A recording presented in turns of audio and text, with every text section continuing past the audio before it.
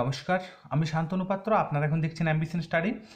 আমরা সাধারণ বিজ্ঞানের যে আলোচনা শুরু করেছি, অর্থাৎ কেমিস্ট্রি, ফিজিক্যাল সায়েন্স এবং বায়োলজি নিয়ে, এখানে আমরা সেকেন্ড পার্ট আপলোড করতে চলেছি। টোটাল আমাদের প্রশ্ন সংখ্যা টার্গেট হচ্ছে 1000-এর মতো। এখানে আমরা সেকেন্ড পার্ট আপলোড করব। আপনারা ফার্স্ট পার্ট দেখে না থাকলে অবশ্যই দেখে নিন, ওটা আপনারা ডেসক্রিপশন বক্সের লিঙ্কে পেয়ে যাবেন অথবা প্লেলিস্টে গিয়ে পেয়ে যাবেন। সরাসরি প্রশ্নে চলে যাচ্ছি। ট্রানজিস্টর তৈরিতে কোন দুটি উপাদান ব্যবহার করা হয়? ট্রানজিস্টর তৈরি করতে সিলিকন এবং জার্মেনিয়াম, এই দুটো উপাদানকে ট্রানজিস্টর তৈরিতে বেশিরভাগ সময়ই ব্যবহার করা হয়ে থাকে। বৈদ্যুতিক বাতির ফিলামেন্ট তৈরিতে কোনটি ব্যবহার করা হয়? সকলেই জানেন বৈদ্যুতিক বাতির ফিলামেন্ট তৈরিতে টাংস্টেন ব্যবহার করা হয়। এখানে আমি আর একটা প্রশ্ন রাখছি যে হিটারের যে কুণ্ডলীকৃত যে তারটা থাকে, সেটা কোন তার ব্যবহার করা হয়, কোন ধাতুর, সেটা আপনাকে এখানে বলতে হবে। সোডিয়ামকে কিসের মধ্যে সংরক্ষণ করা হয়? এটা খুব ইম্পর্ট্যান্ট। সোডিয়ামকে কেরোসিনের মধ্যে সোডিয়ামকে সংরক্ষণ করা হয়। শুষ্ক বরফ কি? শুষ্ক বরফ হলো কঠিন কার্বন ডাই অক্সাইড, এটাকে শুষ্ক বরফ বলা হয়। এটার টেম্পারেচার অনেক কম এবং এটা মাছ মাংস সংরক্ষণ করার ক্ষেত্রে এই শুষ্ক বরফটা ব্যবহার করা হয়ে থাকে। ঠিক আছে, পরবর্তী প্রশ্ন, রেডিয়ামের একটি আকরিকের নাম কি? রেডিয়ামের একটি আকরিকের নাম হলো পিচ ব্লেন্ড। কি? রেডিয়ামের একটি আকরিকের নাম হলো পিচ ব্লেন্ড। জার্মেনিয়ামের রাসায়নিক সংকেত কি? জার্মেনিয়ামের রাসায়নিক সংকেত হলো GE for germanium. Potassium nitrate, এটা কোথায় ব্যবহার করা হয়? বেশিরভাগ ক্ষেত্রেই পটাশিয়াম নাইট্রেটটাকে ব্যবহার করা হয়ে থাকে সারে। ঠিক আছে, এটাকে সারে বেশিরভাগ ক্ষেত্রে ব্যবহার করা হয়ে থাকে। 20x, এক্স মানে এখানে যে কোনো একটা মৌলের নাম বলা হয়েছে। 20x40 পরমাণুতে প্রোটন সংখ্যা কত? এটা আপনারা জেনে রাখুন। এই যে তলায় এই 20 জায়গাটাতে যা আছে, এটা সবসময় প্রোটন সংখ্যা যদি বলা হয় এইখানে থাকবে। এবং মনে রাখবেন এই প্রোটন বা পারমাণবিক সংখ্যা এবং ইলেকট্রন সংখ্যা হচ্ছে সবসময় সমান। এবং যখন আপনারা নিউট্রন সংখ্যা নির্ণয় করবেন সেক্ষেত্রে 40-এর থেকে, এটা ভর সংখ্যা বলা হয়, ভর সংখ্যা মাইনাস প্রোটন সংখ্যা করলেই নিউট্রন সংখ্যা বেরোবে, যেটা এখানে কিন্তু 40 মাইনাস 20 করলে নিউট্রন সংখ্যা 20-এই আসবে। প্রোটন পরমাণুর কোন অংশে থাকে? প্রোটন পরমাণুর কোন অংশে থাকে? প্রোটন থাকে পরমাণুর নিউক্লিয়াসে। পরমাণুর নিউক্লিয়াসে প্রোটন এবং নিউট্রন একসাথেই থাকে, একসাথেই সেখানে অবস্থান করে। ম্যাগনেসিয়ামের পারমাণবিক সংখ্যা যদি 12 হয় তাহলে ম্যাগনেসিয়াম প্লাস প্লাস আয়নে ইলেকট্রন সংখ্যা কত? এটাও খুব ইম্পর্টেন্ট। প্লাস প্লাস মানে ইলেকট্রন মানে হচ্ছে নেগেটিভ, ঋণাত্মক আধান। ইলেকট্রনের হচ্ছে ঋণাত্মক আধান, যেহেতু এখানে প্লাস প্লাস মানে দুটো ইলেকট্রন আরও চলে যাচ্ছে। প্লাস প্লাস মানে হচ্ছে দুটো ইলেকট্রন এটা থেকে বেরিয়ে যাচ্ছে, তার মানে 12 যদি হয় তার মানে হচ্ছে 12 মাইনাস 2 সমান হচ্ছে 10টা। ম্যাগনেসিয়ামের পারমাণবিক সংখ্যা 12 হলে Mg প্লাস প্লাস আয়নে ইলেকট্রন সংখ্যা হচ্ছে 10টি। খুব ইম্পর্টেন্ট এটা, যদি প্লাস থাকে তাহলে মাইনাস হবে, এটা মনে রাখুন। এখানে টোটাল আমি লিখে রেখেছি, যেটা একটু আগেই বললাম। 92x235 এই পরমাণুতে কোনটি কত সংখ্যায় আছে? আমি শর্টে লিখে নিয়েছি। এটাতে প্রোটন আছে, আমরা একটু আগে বললাম। নিচে যেটা থাকবে সেটা হচ্ছে প্রোটন, মানে এখানে প্রোটনের সংখ্যা হচ্ছে 92 এবং প্রোটনের সংখ্যা আর ইলেকট্রন সংখ্যা সবসময় সমান হয়, মানে দুটোই 92 করে। নিউট্রন সংখ্যা আমরা কি বললাম? এটা হচ্ছে ভর সংখ্যা 235 মাইনাস প্রোটন সংখ্যা। ভর সংখ্যা মাইনাস প্রোটন সংখ্যা সমান হচ্ছে 143। তাহলে ভর সংখ্যা কত হচ্ছে? ভর সংখ্যা হচ্ছে 235। এবং এখানে আরেকটা প্রশ্ন ছিল, যেটা মেন প্রশ্ন এই প্রশ্নের, সেটা হচ্ছে মোট তড়িতাহিত কণা। মোট তড়িতাহিত কণা মানে ইলেকট্রনটা হচ্ছে ঋণাত্মক আধান আর প্রোটনটা, যেটা পারমাণবিক সংখ্যা, সেটা হচ্ছে পজিটিভ আধান। তাই এখানে মোট তড়িতাহিত কণা কিন্তু প্রোটন প্লাস ইলেকট্রন, মানে 92 প্লাস 92 সমান 184। এটাও খুব ইম্পর্ট্যান্ট। প্রোটনের তড়িৎ আধানের প্রকৃতি কি? আমরা অলরেডি বলেছি, ধনাত্মক বা পজিটিভ আধান। ঠিক আছে, প্রোটন হচ্ছে ধনাত্মক বা পজিটিভ আধান। স্বর্ণকারের কারখানা থেকে কোন বায়ু দূষক নির্গত হয়? স্বর্ণকারের কারখানা থেকে নাইট্রোজেন ডাই অক্সাইড NO2, এই বায়ু দূষকটি স্বর্ণকারের কারখানা থেকে নির্গত হয়। স্থির তড়িৎ সূত্র কে আবিষ্কার করেন? স্থির তড়িৎ সূত্র আবিষ্কার করেন বিজ্ঞানী কুলম্ব।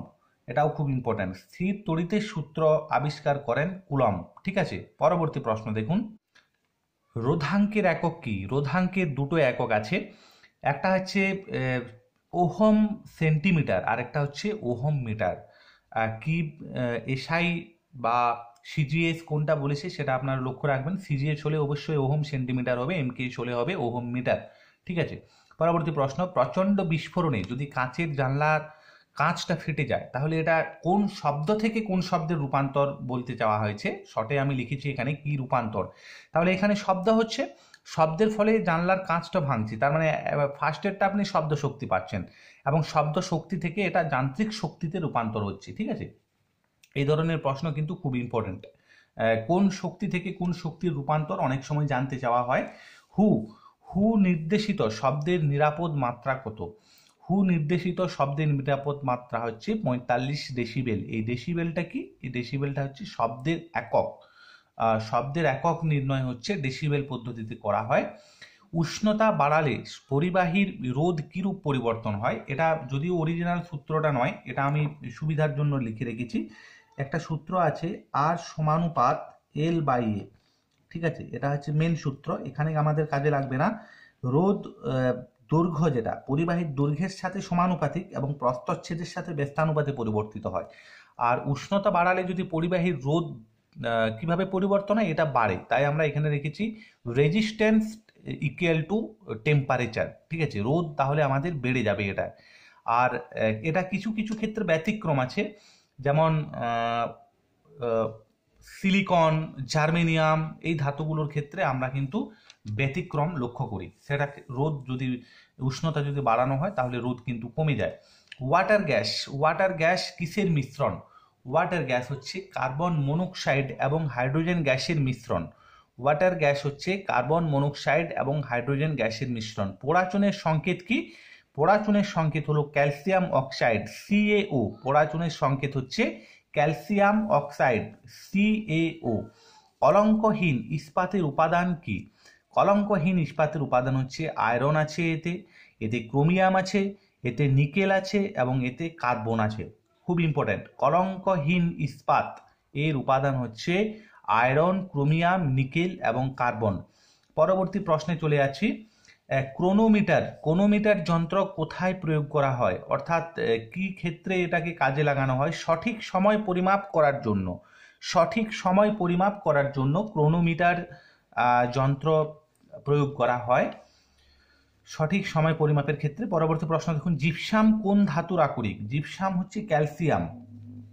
জিপসাম কোন ধাতুর আকরিক? জিপসাম হচ্ছে ক্যালসিয়াম ধাতুর আকরিক। একটি উড়ন্ত বিমানে কোন কোন শক্তি সঞ্চিত থাকে? একটি উড়ন্ত বিমানে গতিশক্তি তো থাকছেই এবং গতিশক্তির সাথে সাথে কিন্তু স্থিতিশক্তিও সঞ্চিত থাকে। ঠিক আছে, ভিনিগারে উপস্থিত অ্যাসিড কোনটি? ভিনিগারে উপস্থিত অ্যাসিড হলো অ্যাসিটিক অ্যাসিড। ভিনিগারে উপস্থিত অ্যাসিড হলো অ্যাসিটিক অ্যাসিড। অ্যাসিডকে সবসময় কোন ধরনের পাত্রে রাখা হয়?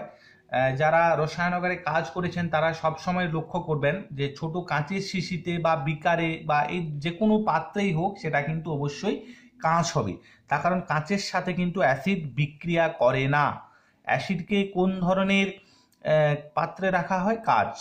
ঠিক আছে, আপনারা নিচে কমেন্ট সেকশনে জানান এমন একটা অ্যাসিড যেটা কিন্তু কাঁচের সাথে বিক্রিয়া করে। ঠিক আছে, এটা কমেন্ট সেকশনে জানান, ব্যতিক্রম কিন্তু ওটা। তড়িৎ শক্তির ব্যবহারিক একক কি? তড়িৎ শক্তির ব্যবহারিক একক হলো কিলোওয়াট ঘন্টা। তড়িৎ শক্তির ব্যবহারিক একক হলো কিলোওয়াট ঘন্টা। পরবর্তী প্রশ্ন, বায়ুমণ্ডলে কোন গ্যাসের পরিমাণ সর্বাধিক? বায়ুমণ্ডলে যে গ্যাসটা সর্বাধিক আছে সেটা হচ্ছে নাইট্রোজেন। প্রায় 70%-এর বেশি এই গ্যাসটা বায়ুমণ্ডল থেকে আমরা পেতে পারি। ঠিক আছে, পরবর্তী প্রশ্ন দেখুন। 79 নাম্বার প্রশ্ন, জেনেটিক কোড এটা কে আবিষ্কার করেন? জেনেটিক কোড আবিষ্কার করেছিলেন আমাদের ভারতের বিজ্ঞানী হরগোবিন্দ খুরানা। কোন স্থানকে কোষের মস্তিষ্ক বলা হয়? কোন স্থানকে কোষের মস্তিষ্ক বলা হয়? হচ্ছে নিউক্লিয়াসকে কোষের মস্তিষ্ক বলা হয়, জীবনবিজ্ঞানের প্রশ্ন। কাঁকড়া বিছের শাঁসঙ্গের নাম কি? কাঁকড়া বিছের শাঁসঙ্গের নাম হলো বুকলাং বা বই ফুসফুসও বলা হয়ে থাকে এটা। কাঁকড়া বেচের শাসঙ্গের নাম হচ্ছে বুকলাং। লিপিডের তাপন মূল্য কত? সব থেকে বেশি যেটা তিনটে আমাদের খাদ্যের উপাদান আছে, কার্বোহাইড্রেট, প্রোটিন এবং ফ্যাট। ফ্যাটের অপর নাম হচ্ছে লিপিড। লিপিডের হচ্ছে 9.3 কিলো ক্যালোরি পার গ্রাম, আর কার্বোহাইড্রেটের হচ্ছে সেটা 4, আর প্রোটিনের হচ্ছে 4.1। এটা মনে রাখবেন, 4 কিলো ক্যালোরি পার গ্রাম কার্বোহাইড্রেট, প্রোটিন হচ্ছে 4.1 কিলো ক্যালোরি পার গ্রাম, আর লিপিডের তাপন মূল্য হচ্ছে সব থেকে বেশি 9.3 কিলো ক্যালোরি পার গ্রাম। শরীরে ইউরিয়া উৎপন্ন হয় কোথায়? শরীরে ইউরিয়া উৎপন্ন হয় যকৃতে। যকৃতে ইউরিয়া উৎপন্ন হয়। ভিটামিন B9, ভিটামিন B9 এর রাসায়নিক নাম কি? B9 এর রাসায়নিক নাম হলো ফলিক অ্যাসিড, এবং B12 এর রাসায়নিক নাম হচ্ছে সায়ানোকোবালামিন। ঠিক আছে, সায়ানোকোবালামিন। B9 এর হচ্ছে ফলিক অ্যাসিড। ফুসফুসীয় ধমনীতে কি যুক্ত রক্ত প্রবাহিত হয়? কি সমৃদ্ধ রক্ত? অধিক কার্বন ডাই অক্সাইড সমৃদ্ধ রক্ত ফুসফুসীয় ধমনীতে কিন্তু প্রবাহিত হয়। ঠিক আছে, আপনারা নিচে কমেন্ট সেকশনে জানান নর্মালি শুধু ধমনীতে কি যুক্ত রক্ত প্রবাহিত হয়? আপনারা নিচে কমেন্ট সেকশনে জানাবেন। কোন রক্তের শ্রেণীতে অ্যান্টিবডি থাকে না? এবি, 4টে গ্রুপ আছে, এবি এবং ও। তার মধ্যে এবি যে রক্তের শ্রেণী, তার মধ্যে কিন্তু অ্যান্টিবডি থাকে না। সুষুম্না স্নায়ুর সংখ্যা কত? সুষুম্না স্নায়ুর সংখ্যা হচ্ছে 31 জোড়া, মানে হচ্ছে 62র মতো। সুষুম্না স্নায়ুর সংখ্যা হচ্ছে 31 জোড়া। ডাটুরিন, ওই উপক্ষারটা কোন গাছ থেকে পাওয়া যায়? ডাটুরিন এই উপক্ষারটা পাওয়া যায় ধুতুরা গাছ থেকে। ডাটুরিন উপক্ষার পাওয়া যায় ধুতুরা গাছ থেকে। মানব শরীরের দীর্ঘতম কোষ কোনটি? মানব শরীরের দীর্ঘতম কোষ হচ্ছে স্নায়ু কোষ।